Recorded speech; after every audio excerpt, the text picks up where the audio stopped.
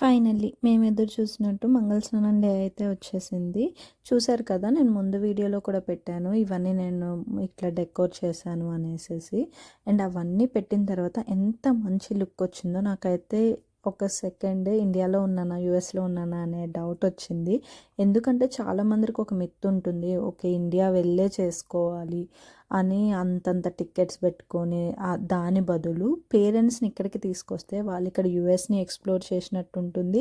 And మనం కూడా అందరితో మంచిగా స్పెండ్ చేసినట్టు ఉంటుంది. మనం వెళ్తే 1 మంత్ అలా, వాళ్ళొస్తే 6 మంత్స్. ఇదొక్కటైతే నాకు బాగా అనిపించింది. యాహ్! వాళ్ళొస్తే బెస్ట్ కదా! మనం అంత హడావిడిగా వచ్చే బదులు వాళ్ళు 6 మంత్స్ మనతో టైమ్ స్పెండ్ చేస్తారు అనేసి.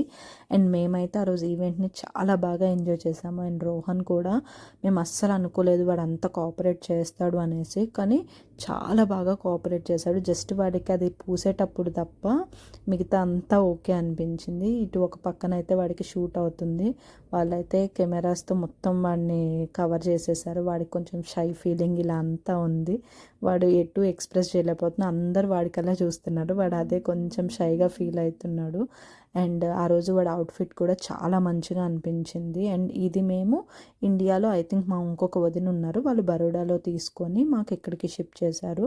అండ్ వాడికి అవుట్ఫిట్ కానీ ఆ మొత్తం డెకోర్ కానీ చాలా మంచిగా అనిపించింది. నేను అప్కమింగ్ వీడియోస్లో అసలు ఈవెంట్ ఎలా అయింది మొత్తం అంతా నేను ఇంకొక వీడియోలో పెడతాను. ఇంకా ఆయన మాకు ఇవ్వలేదు.